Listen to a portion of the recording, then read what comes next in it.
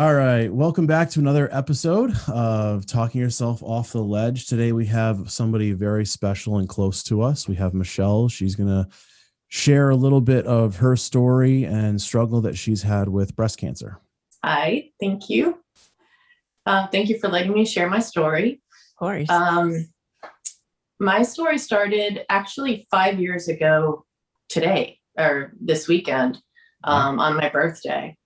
I had a mammogram July, and it was clear. And 6 months later, I found a lump. And that's when I first found out that I had the breast cancer on my birthday.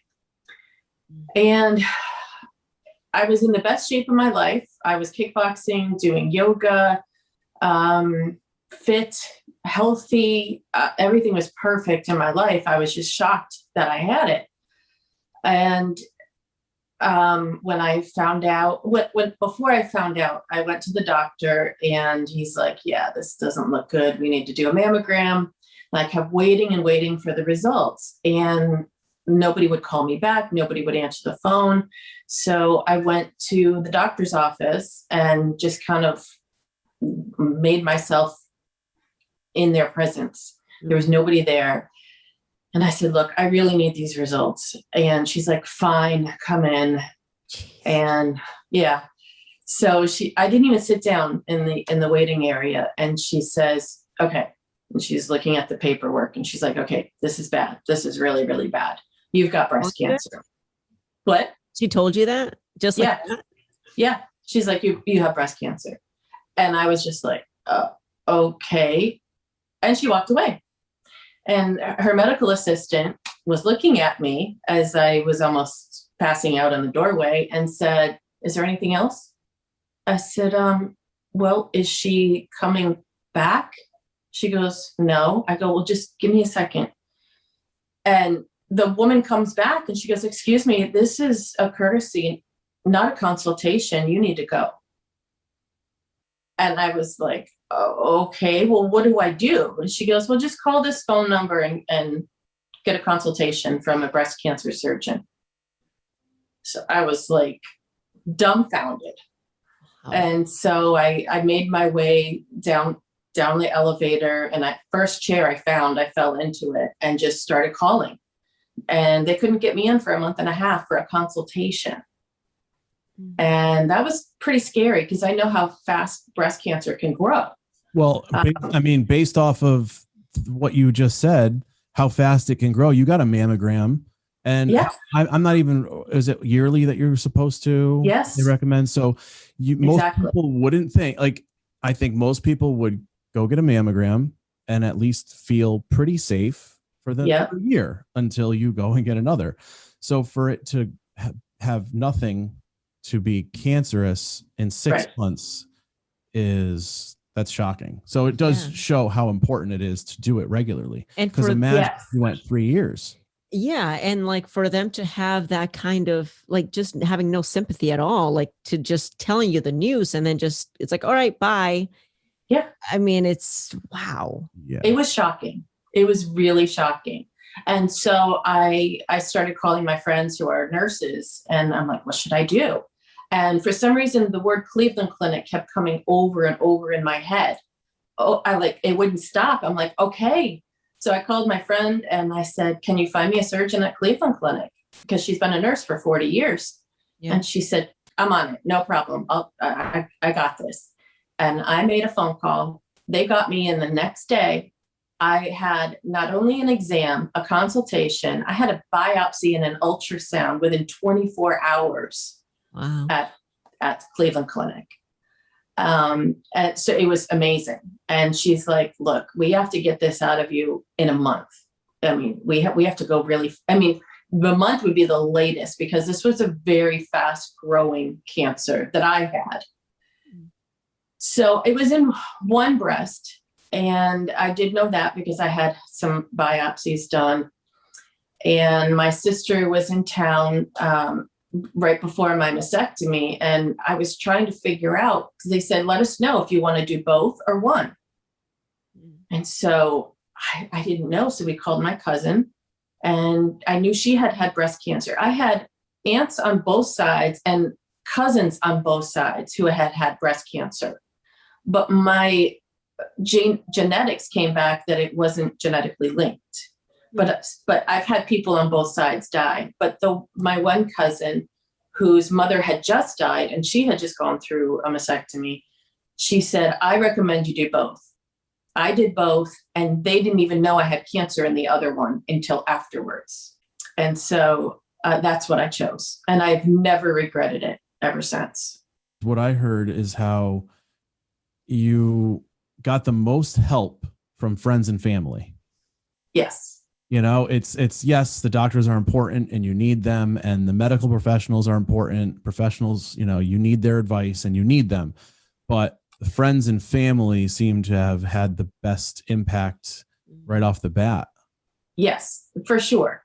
Yeah, I feel like it's definitely like a separation, because of course, you know, doctors and nurses, like they have a very important job, right? So I feel, unfortunately, because they have to kind of cycle people through, sometimes like that sympathy and empathy for people in certain situations, like it could lack by a lot. Yes. And that did happen to me actually, with my first oncologist. Yeah.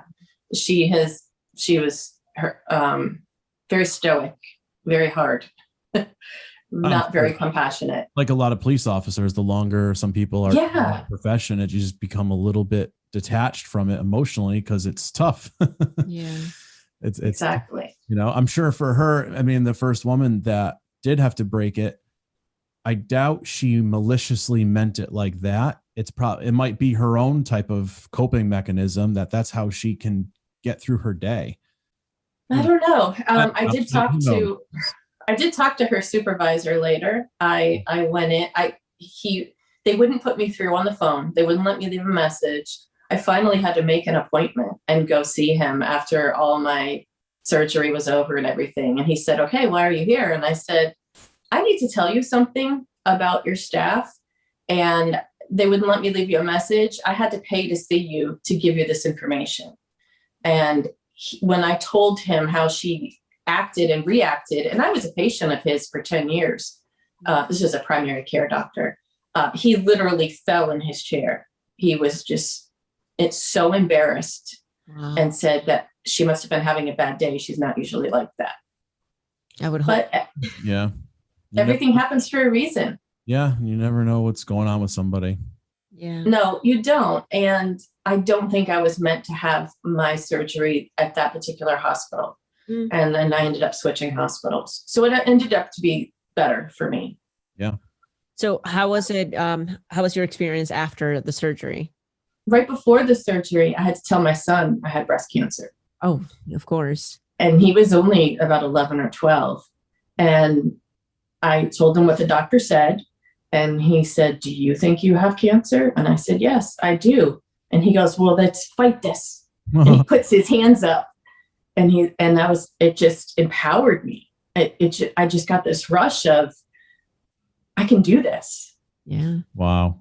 Because I was expecting him to cry or, be upset. No, he was fine. He was really fine.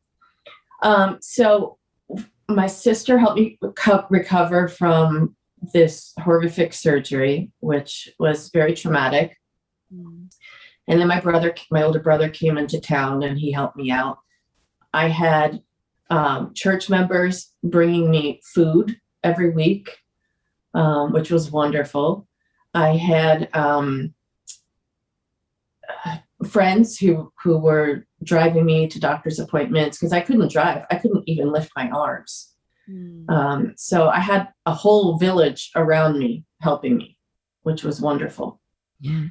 And right after the mastectomy, people didn't even believe I had one. They're like, you look so great. You're up and around and you look so good. I felt fantastic.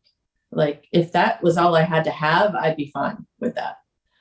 And then the chemo came, and that's the hardest part. Mm. I had something that's called adriamycin, the red devil. And it's called the red devil because it's so toxic, you can only take it once in your life. And because it does so much damage to your heart. but I had such an aggressive cancer that they had to start treatment right away with it. And now, did they have to do the chemo because of fear of it spreading? Is that like, that was always the confusing part about cancer that I didn't understand before this, that apparently even if you do the surgery, there's always cancer cells that can break off into your system that they can't see and they don't know about, and then they can start replicating. So the chemo is supposed to, get rid of them. Right. Precaution after the surgery. Wipe the slate clean, just because they know what could grow. Right. And in the process, they practically kill you. Right. So my heart rate was tachycardic. I was vomiting. I had mouth sores, cracked lips, vomiting, fatigue, muscle pain, bone pain.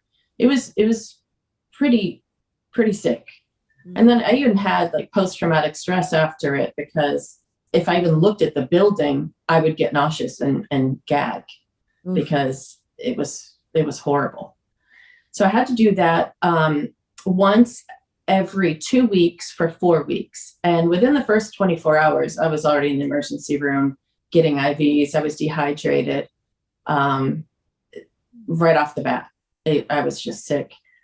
One of the worst things I did was compare myself to the other women around me that were getting the same treatment, because, they're just reading their books and they're like, oh yeah, I went for a walk today and I worked out, I went to work, and I was just so sick. I couldn't believe it. And it would make me mad at myself. But then I found out, some people just go straight into the hospital and never come out. They're still trying to recover from the chemo. So after the first treatment, you lose your hair. And that wasn't as traumatic as I expected for me.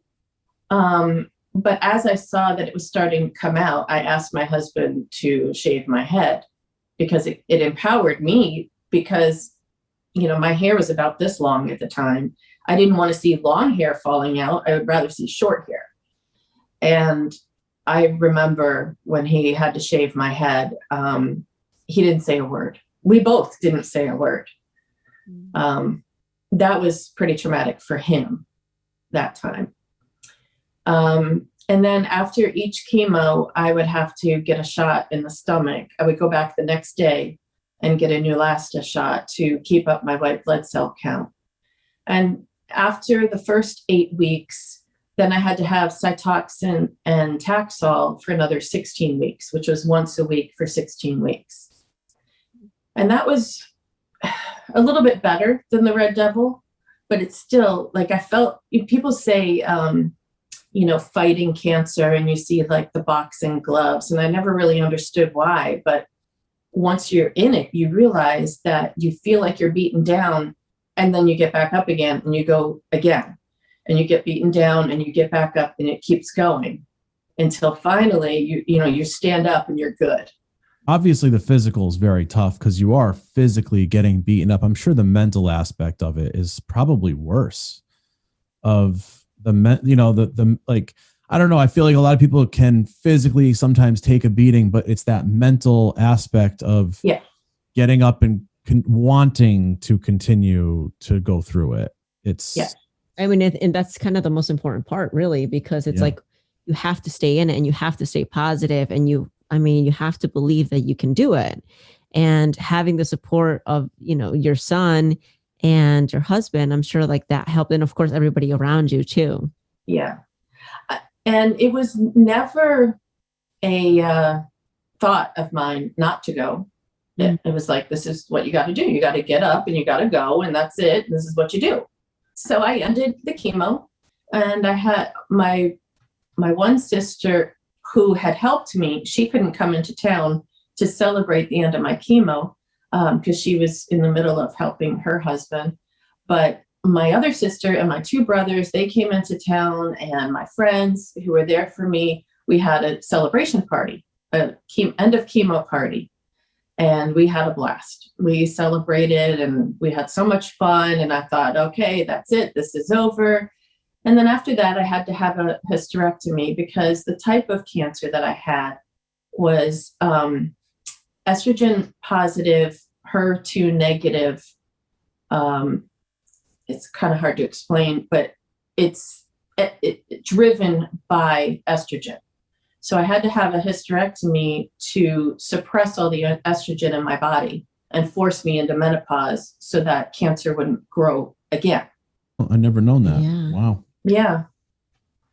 And so, that was over. Okay, this is it. Now I just take my pills to suppress the estrogen and I'm going to be fine. Then I was able to help my mom when she was sick, and I got to be with her before she passed away. I got to help my dad before he passed away. I got to help my sister with her husband who had leukemia. And I got to do all these great things as I was recovering, and my hair was growing back. I got to see my family. I got to be a part of everything. And then after all that was over, I decided, okay, now I'm going to have reconstruction. It's about me now, and that was in about 2018. I decided to have that done. And what it was taking the tissue from your belly, and you have to have enough of it, and creating breasts from it. So it's a very micro surgery where they have to connect all the veins and arteries so that the tissue survives. Wow. So I have a scar from hip to hip, and then, my breasts have scars on them, but it really wasn't painful. It wasn't that bad. The way the surgeon did it, and he's one of the few in the country who does it. So I was very happy. I looked normal again. I felt good. The recovery wasn't painful. And then there's ever a time to treat yourself. You know what I mean? Right. Like, it's like, I earned this at least. Exactly. Exactly. Yeah. And then as I was getting discharged from the hospital, the surgeon walks in, and I'm like, wait, surgeons don't say goodbye to you when you leave the hospital. He's like, well, I told your husband, but I didn't want to tell you while you were recovering for 2 weeks in the in ICU. But I found a lymph node that was suspicious, and I took it out and we sent it for biopsy. I'm like, oh, okay, that's it. All right, that's fine. It was behind my rib cage. Wow. And I think he said only 1% of the people even have a lymph node in that particular location. So I didn't think anything of it. These medical students were coming in, and I was showing them my scars and explaining the surgery, and they were fascinated, and I was just having a great time because this was the end. My stuff was done, and something good, positive can always come out of something negative, right? That's what I tell everybody. And so for me, I thought teaching these medical students, showing them my scars, explaining what had happened, I thought that was the good. But then I go into the doctor's office for the results, and the cancer came back. It was in my lymph node. And the first time I found out I had cancer, I was like, okay, it's my turn. I didn't cry. I wasn't upset. I've just dealt with it. But this time I was told if my cancer came back, it would be in my bones, my blood, or my brain, because it would have metastasized. So when I heard my cancer was back, I howled like a wounded animal in the waiting room with my husband. I cried so hard that the doctor was crying, the assistant was crying, and everyone was just stunned. And then the assistant prayed over me. I had a lot of people praying. So I said, all right, what do I do?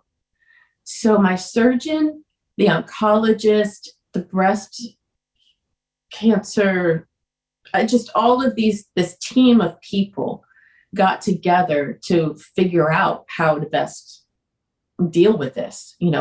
They looked at my biopsies, they looked at all my scans. They didn't understand why it was there. They didn't know if it was there and they missed it and it was just the tiny speck before, or if it was new growth, but it didn't really matter.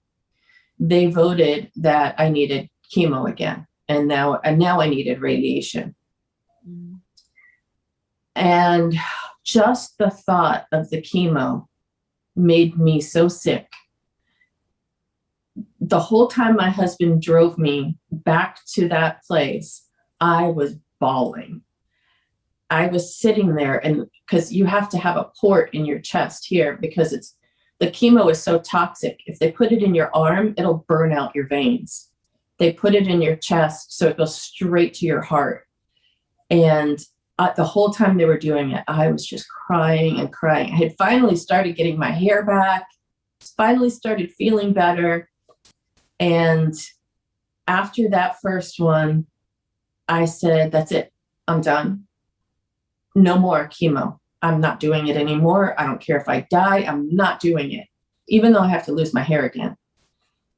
So my oncologist said, I thought you were going to say that. If you would have asked me if you needed chemo again, I would have told you no. And I was like, what? You're the one who told me that this whole team got together and voted and that I needed it. She said, well, you didn't ask me directly. So once again, I was devastated.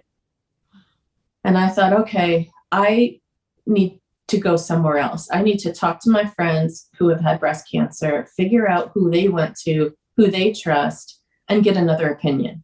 But I have to do it really quick. Well, so now what would have been her suggestion instead of chemo? I didn't even ask, because at this point it was too late. Yeah. I don't know.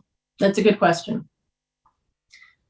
So I spoke with some women who recommended someone from the University of Miami. And during her own appointment with this oncologist, who's very hard to get into, she was hysterically crying, saying, my friend's cancer came back and I really want you to see her. Please, please, please see her, because it was really hard to get in with her. She got me in right away. And it was amazing. And I thought, no one's going to talk me into getting chemo again. No one. But this woman walked in, and she was like a floating angel. She was an all white and her hair was flowing. And she came in. I'm going to cry. She goes, you are so loved. Do you know how many people love you? And that just kind of, threw me back. But a lot of people were fighting for me to get in there. And she put her arm around me and she goes, honey, you need chemo again. You can do this. And I was sitting there thinking, I don't know this woman, but I trust her. And I just felt very calm. And I was like, okay, I can do this. She goes, whatever you need, we'll give it to you. If you're nauseous, if you have bone pain, whatever you need, we'll take care of it. I was like, okay. I just kind of went along with it because she was just so sweet. I got through the chemo, and then I had to have radiation,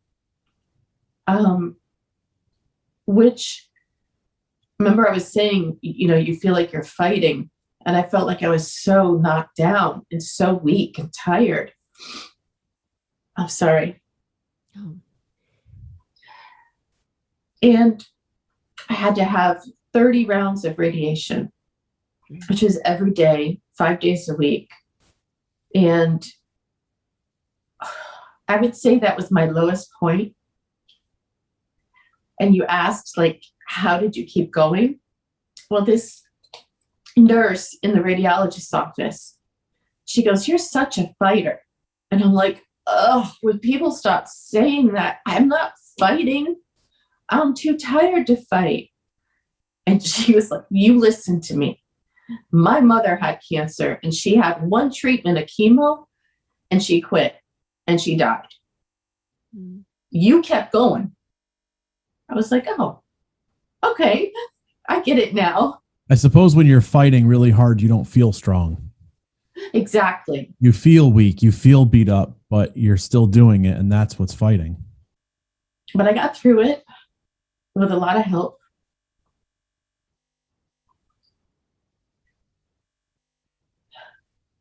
I could hear my parents' voices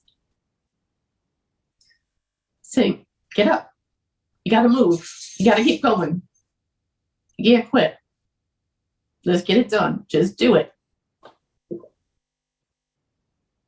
And that really helped. Something good can always come out of something bad. And I would say that my relationship with my husband got stronger, with my brothers and sisters who really helped me through it and supported me. My friends circled around me and helped me. And it's still a battle.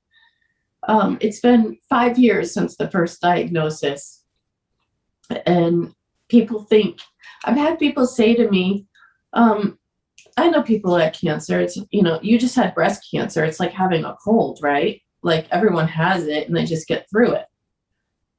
Well, people don't understand that there's so many different levels and everybody reacts different to different chemos. Some people have a lump and they have it cut out and that's it. They're done with their breast cancer. So everyone is different and everyone has a different journey and a different story. But I've had a lot of people tell me, there's immunotherapy out there. Why are you killing your body taking chemo?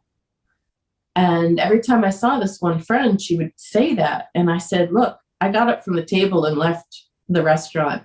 I said, when you have breast cancer, you choose to deal with it whatever way you want. I'm on a timeline. I need to get this cancer out of me. I need to have chemo.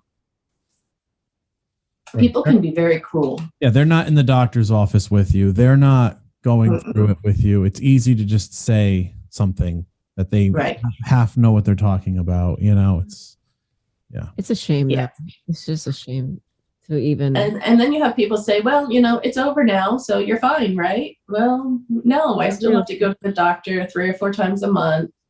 Now I had cancer in my lymph nodes and in my left arm, so they took all the lymph nodes out, and now I have lymphedema.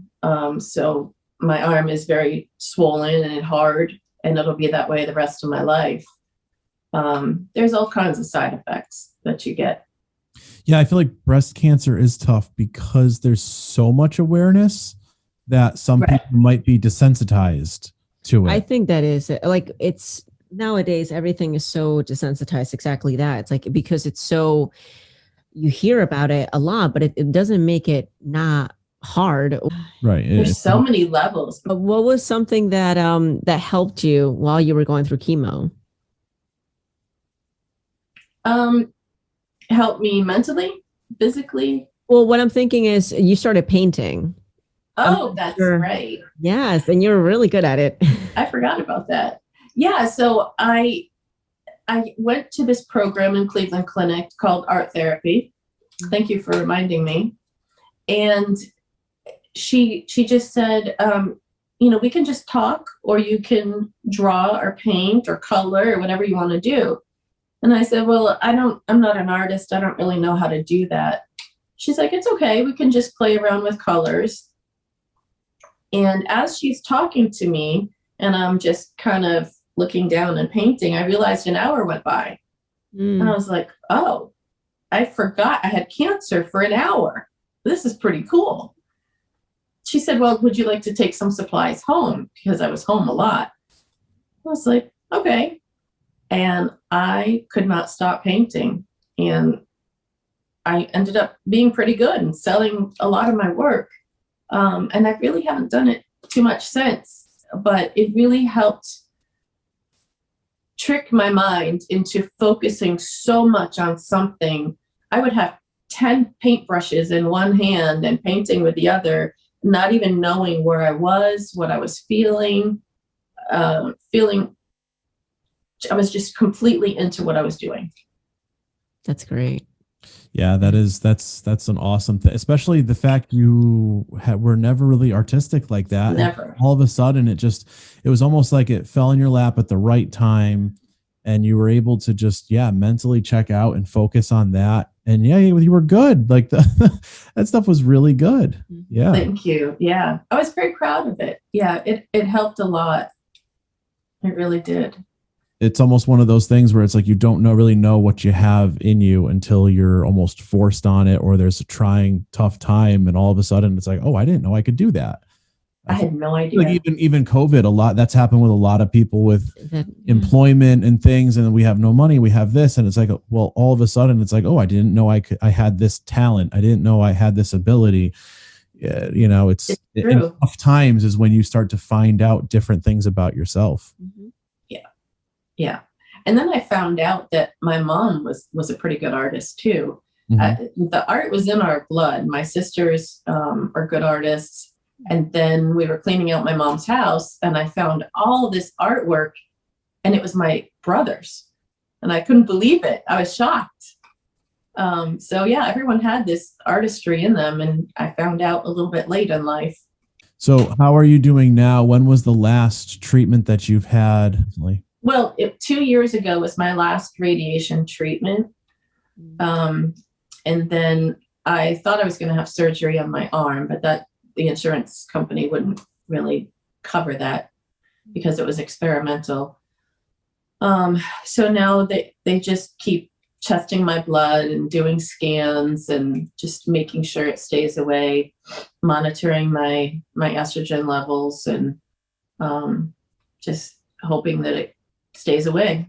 Yeah, maintenance. Maintenance, yeah. Been trying to, really eat right. I walk 2.5 miles every day.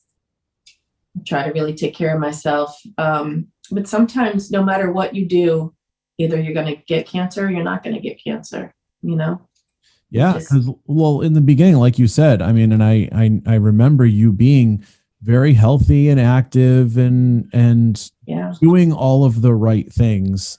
But yeah, sometimes it's not, you can't prevent everything. Speaking of doing all the right things, the one thing I want to say about cancer is there's something about the fight of cancer where people say they didn't want to fight or they did want to fight. Sometimes it has nothing to do with the fight. If it's your time, it's your time. It doesn't mean that they didn't fight hard enough. I had a brother-in-law who fought very hard, who never thought he was going to pass, and he did. So sometimes it's not always about how hard you fight. Sometimes it's your time. Right. Yeah, that's important. Because just like the people that say you should have done this and you should have done that, should have fought harder, should have done that. Sometimes you don't have as much control as society would have you think. Thank you. Yes, exactly. Society would have you think you have complete control over everything, and you should be perfect, and you should eat this and do this. And yes, it's important to eat healthy and exercise, but right, I mean, you can't control everything. And survivor's guilt is a very big thing too. When you were doing chemo, did you, get close with like different women in the hospital? I was really too sick to get close to too many of them that were there when I was there, but I was able to help women after me. There were some women who helped me, and then I was able to help others behind me.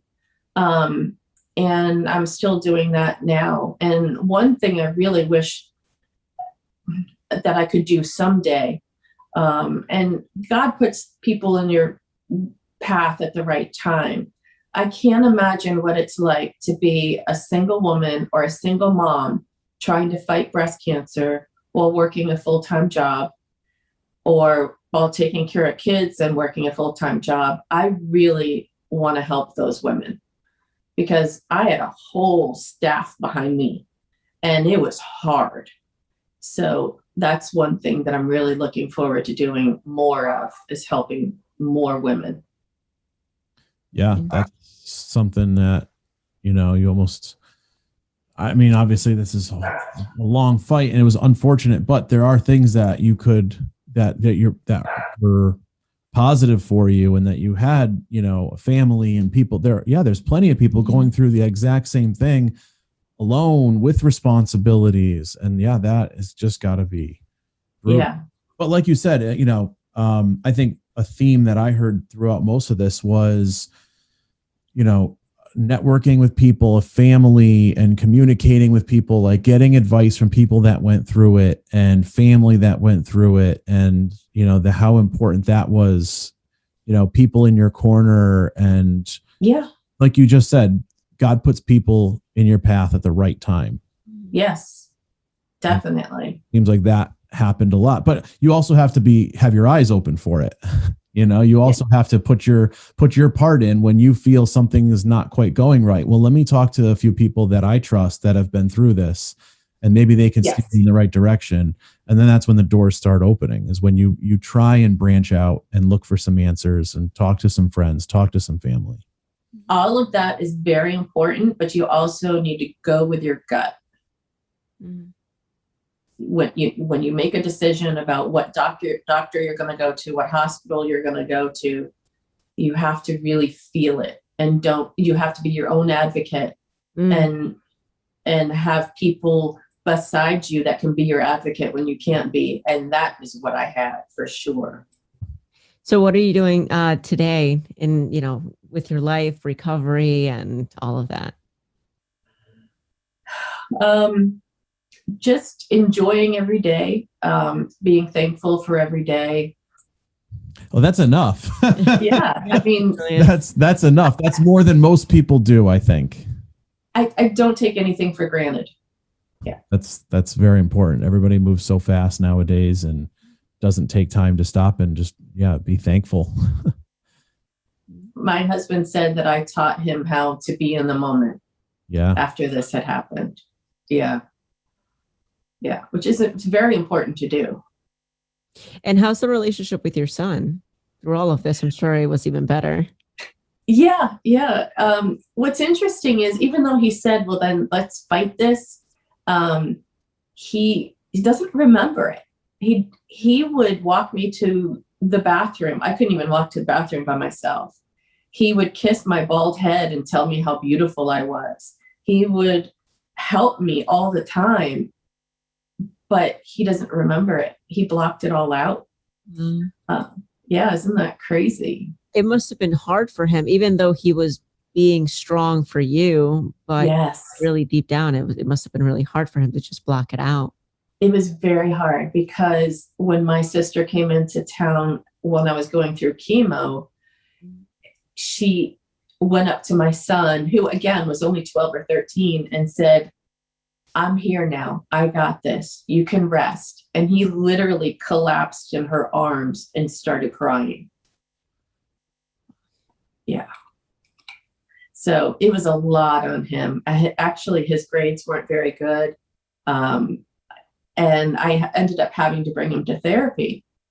And it turns out, like, he didn't care about school. He didn't care about grade. He didn't care about anything, because his mom was dying in his head. Right. Like, who cares about this stuff? I've got more important things to worry about at home. And then as I started getting stronger and stronger, his grades started getting better and better. And he started realizing, okay, she's okay now. I don't have to worry about her anymore. Yeah. And we've mentioned it in other episodes too, how important therapy is. I mean, it's helped us with some, counseling things, and just therapy is just very important. Also, like you said, go with your gut, somebody that you trust, somebody that you can talk to and open up to. Good. And I did go to therapy, especially when I went into a very severe depression when I had the bone and joint pain after all the chemos. It was just so bad. I just fell into this depression, and I did have to get therapy, and I do strongly recommend it.